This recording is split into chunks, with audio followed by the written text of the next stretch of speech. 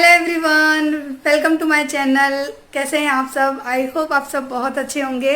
और सब लोग अभी सो रहे हैं, रात का समय हो रहा है और मैं यहाँ पर बैठकर ना आप लोगों से बातें करने आई हूँ क्योंकि मैंने कल बताया था ना, मैंने काफ़ी सारे कमेंट पढ़े और आप लोग सब यही पूछ रहे थे दी अपनी शादी का ट्विस्ट बताइए, क्या था क्या था। तो मैंने सोचा चलो मैं आप लोगों को इसी के बारे में सारी बातें आज बताऊंगी। आज मैं आप लोगों के साथ ना सोच रही हूँ कोई व्लॉग शेयर नहीं करूँ, यानी जो होता है ना वर्किंग व्लॉग होता है ना, वो शेयर ना करूँ, बल्कि आज मैं आपसे अपनी दिल की बातें शेयर करती हूँ बैठ के आराम से, इत्मीनान से। और जितना मैं बता पाऊंगी उतना मैं आप लोगों को बताऊंगी। और अगर आप लोग चाहोगे और मेरी बातों को और सुनना चाहोगे, मेरे शादी के कुछ मोमेंट जो कहते हैं ना चुलबुले वाले मोमेंट सगाई से लेके शादी तक के, तो वो मैं आप लोगों को धीरे धीरे करके बताऊंगी। तो बस आज है ना, मैं सोच रही थी कि मैं आप लोगों को बता ही दूँ, बहुत दिनों से बता नहीं रही थी। तो क्या है मेरी शादी का ट्विस्ट और क्या ऐसी बातें थी जिसमें मुझे बहुत यानी हंसी भी आती थी, और यानी जो भी था मैं आप लोगों के साथ आज क्लियर कर देना चाहती हूँ। तो पहला ट्विस्ट तो यही था कि अपने होने वाले जीजा जी से ही मुझे शादी करनी पड़ी। तो आप लोग चौंकोगे कि वाह ये क्या है, तो होने वाले जीजा जी ही थे कहीं ना कहीं ये मेरे। और और भी बहुत सारी ऐसी बातें हैं जो मैं आपको धीरे धीरे बताती हूँ, लेकिन मुझे लगता है कोई अभी आया है बाहर, पहले मैं जाकर आऊँ उसके बाद बताती हूँ। मिल रही हूँ। और हालांकि सुबह से मैंने ब्लॉग स्टार्ट किया था, लेकिन मुझे बहुत ज़रूरी बात आपको बतानी थी, मेरी शादी का ट्विस्ट क्या था। तो मैंने कहा कि चलो पहले ये बात तो मैं ना बता ही देती हूँ। और मुझे बताने में ना थोड़ी थोड़ी हंसी भी आ रही है, थोड़ी शर्म सी भी लग रही है कि अजीब सी ये सारी बातें क्या है कि मेरे और जय के थोड़ी बहुत बीच की थी। वैसे बीच की नहीं थी, पूरी फैमिली को तो पता ही था, लेकिन सोशल मीडिया पे ये बात बोलना थोड़ा सा मुझे शर्म वाली बात लग रही है। और मुझे बहुत अजीब लग रहा है कि मैं आप लोगों के साथ ये चीज़ शेयर कर रही हूँ, क्योंकि मैंने कभी सोचा नहीं था कि मैं किसी के साथ में ये चीज़ शेयर करूँगी। और मेरे गाल है ना खुशी के मारे फूल रहे हैं, क्योंकि और आई नो आप लोग भी जब है ना मेरी इन बातों को सुनोगे तो आप लोगों को भी हंसी आएगी, और कहीं ना कहीं देखना आप लोग ज़रूर मुस्कुरा जाओगे, हंस जाओगे देखना। तो मैं आपको बताती हूँ कि क्या बात है। और पता है ये बात बताने के लिए मैंने रात के 11 बजे तक का वेट किया, क्योंकि मैं किसी के सामने नहीं बता सकती, मुझे थोड़ी सी शर्म लगती, और जय के सामने भी नहीं बताती मैं ये बात।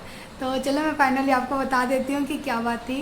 तो बात ये थी कि मेरी शादी की डिमांड क्या थी, यानी मुझसे इनकी शादी होने की डिमांड ये थी कि इन्होंने अपने घर वालों के सामने शर्त रखी थी कि शादी करेंगे तो सिर्फ मुझसे करेंगे। तो ये थी इनकी डिमांड कि इन्होंने अपने घर वालों के सामने डिमांड रखी थी। मेरे घर वालों के सामने या मेरे सामने कोई डिमांड नहीं थी, लेकिन घर वालों के सामने इन्होंने की थी कि शादी करूँगा तो उसी से लड़की से करूँगा, और चाहे फिर आप मुझे कितनी भी लड़कियाँ दिखा दो मैं उनको कैंसिल ही करूँगा। और ऐसा हुआ भी था। मेरी शादी के बाद भी एक रिश्ता आया था, जो कि मुझे फिर दिखाया गया कि अरे आप जिसके लिए रिश्ता लेकर आए हो ना ये उसकी बहू है।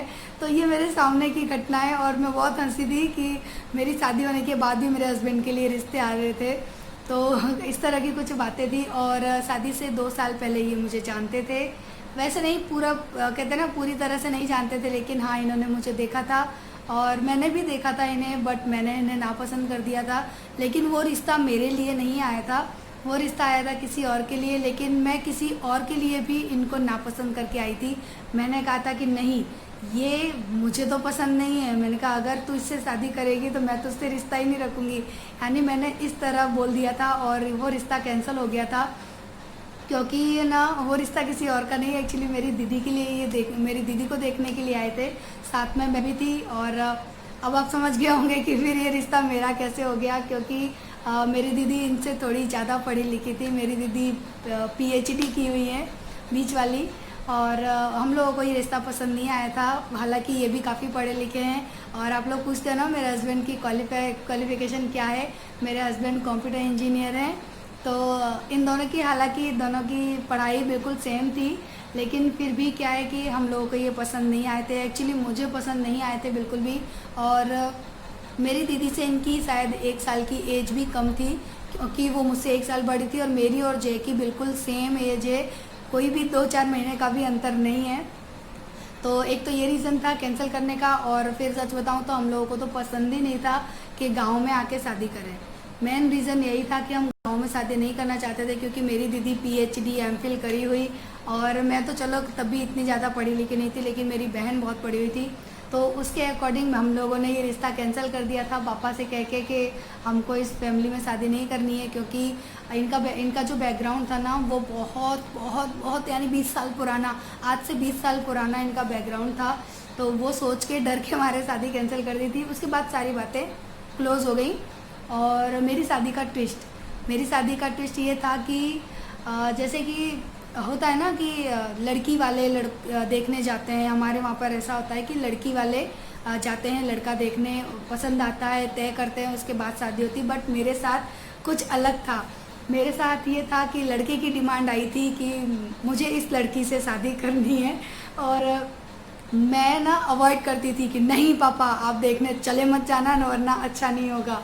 तो इस बात को मुझे, और यानी मैं, आप लोग समझ गए होंगे कि मैं बिल्कुल खिलाफ थी। जिसने अपनी बहन की शादी नहीं होने दी तो वो खुद की इस फैमिली में कैसे कर लेती।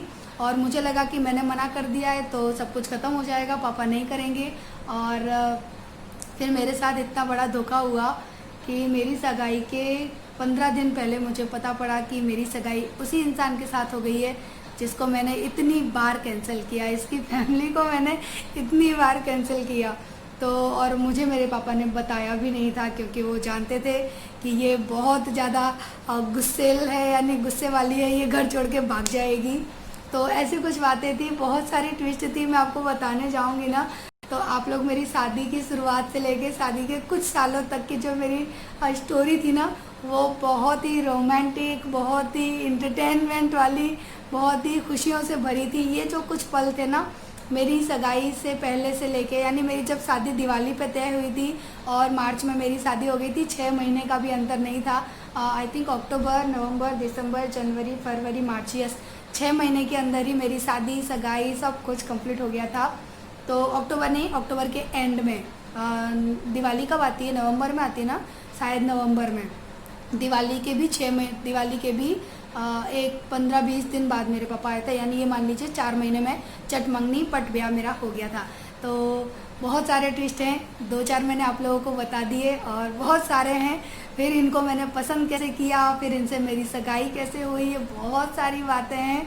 और बहुत ही कुछ अलग टाइप की शादी, यानी हमारी शादी हुई थी, क्योंकि होता है ना कि लड़का लड़की पहले सगाई होती है, जानते हैं एक दूसरे को, उसके बाद घूमने जाते हैं। हमारे साथ कुछ अलग था, हमारी सगाई बाद में हुई, हमने जाना एक दूसरे के बाद में, हम घूमने फिरने पहले गए, और पूरे घूमने फिरने में लड़ाई झगड़ा यही होता रहता था। मैं मुँह की तरफ देखती भी नहीं थी। ऐसी ऐसी हमारी कहानी है। तो बस यही ट्विस्ट था कि घर वालों की, एक तो इनके घर वालों की ना इतनी खास मर्जी नहीं थी कि ये मुझसे शादी करें, क्योंकि मैं पढ़ी लिखी और बड़े शहर की लड़की थी जो कि इस घर में अलाउड नहीं थी। इस घर के लोग चाहते थे कि गांव की देहाती जो लड़कियां होती हैं ना, जो पढ़ी लिखी तो होती है, उनके पास डिग्री तो होती है, बट कोई भी उनके अंदर नॉलेजेबल चीज़ नहीं होती। और अगर उनसे कह दिया जाए कि तुमको यहाँ बैठना है तो यहीं बैठना है, अगर तुमसे कह दिया जाए कि तुमको खड़े हो जाना है तो खड़े हो जाए, इस टाइप की इस घर में बहुएं ऑलरेडी थी। मेरे आने के बाद तो बहुत कुछ बदल गया, लेकिन हाँ मेरी जिठानियाँ इस टाइप की थी, और सब चाहते थे कि इसी टाइप की बहू इस घर में आए। तो मेरा इस घर में आना मेरी फैमिली को गवारा नहीं था, शुरुआत से ही नहीं था।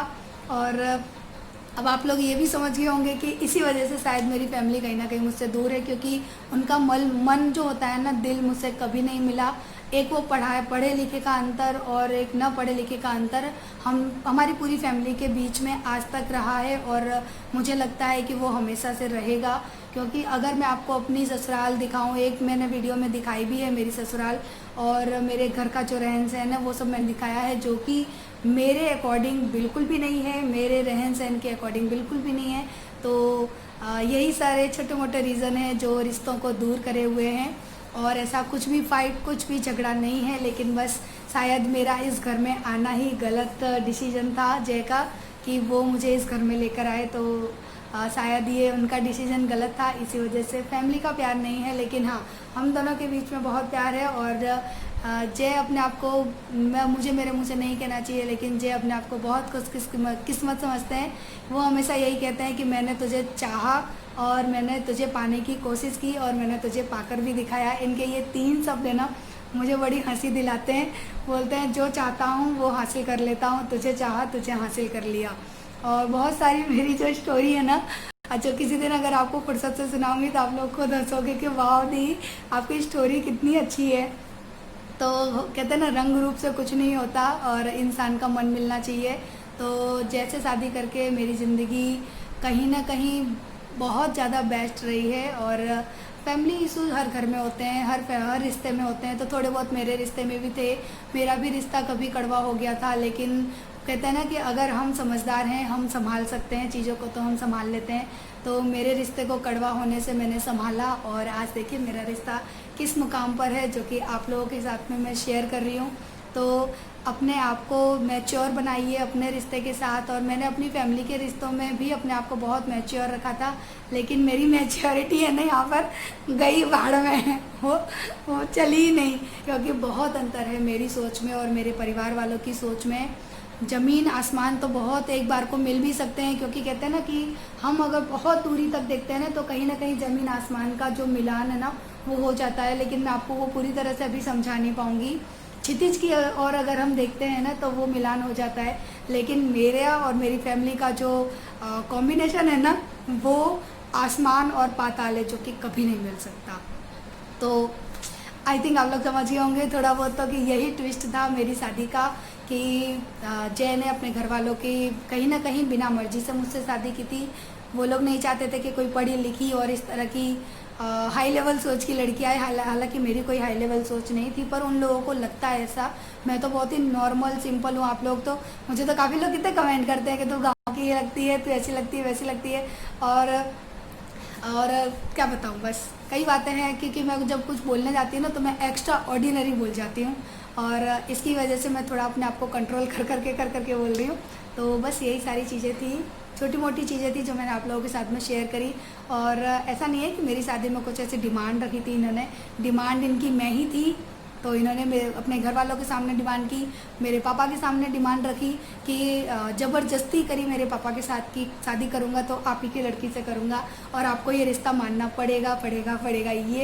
ये कुछ हरकतें थी इनकी जो इन्होंने खुद नहीं कही थी, लेकिन जो इनके कुछ खास थे ना दोस्त यार और इनके साले थे इनके भाई के, उन सबसे इनने कहलवाई थी और फोर्स किया था मेरे पापा को। और कहते हैं ना कि रिश्ता पक्का होता है, लड़का देखते हैं। मेरे मन की है ना, मन में ही रह गई कि आज तक मुझे कोई है ना रिश्ता या लड़के वाले देखने ही नहीं आए। मेरी बड़ी ख्वाहिश थी कि मैं भी किसी के सामने सज सवर कर ट्रे लेकर जाऊं, लेकिन सारी ख्वाहिशें दिल में ही रह गई। इस इंसान ने कुछ करने ही नहीं दिया, कोई मुझे देखने ही नहीं आ पाया, डायरेक्ट शादी ही हो गई मेरी। तो चलिए इस वीडियो को मैं एंड कर देती हूँ। आज की वीडियो को एंड में आप लोगों ने बहुत इन्जॉय किया होगा, बहुत खुश हुए होंगे। और मेरी शादी की स्टोरी अगर आप जानना चाहते हैं ना तो बताऊंगी, तसल्ली से धीरे धीरे करके बताऊंगी, क्योंकि मेरी ज़िंदगी में अगर कुछ पल अच्छे हैं ना मेरी ज़िंदगी में तो वो मेरी सगाई से लेके मेरी शादी तक, उसके बाद तो ओ माय गॉड ज़िंदगी झंड है। तो चलिए अब इस वीडियो को मैं एंड करती हूँ। और मुझसे बार बार सब लोग यही पूछते हैं कि फ़ोटो किसका है। ये फ़ोटो मेरी आरू का है। मैंने कल वाली वीडियो में कंप्लीटली इस फोटो को दिखाया था, तो आप लोग जरूर देखिएगा। और अगर मेरी स्टोरी अच्छी लगी है तो प्लीज़ वीडियो को लाइक ज़रूर करिएगा।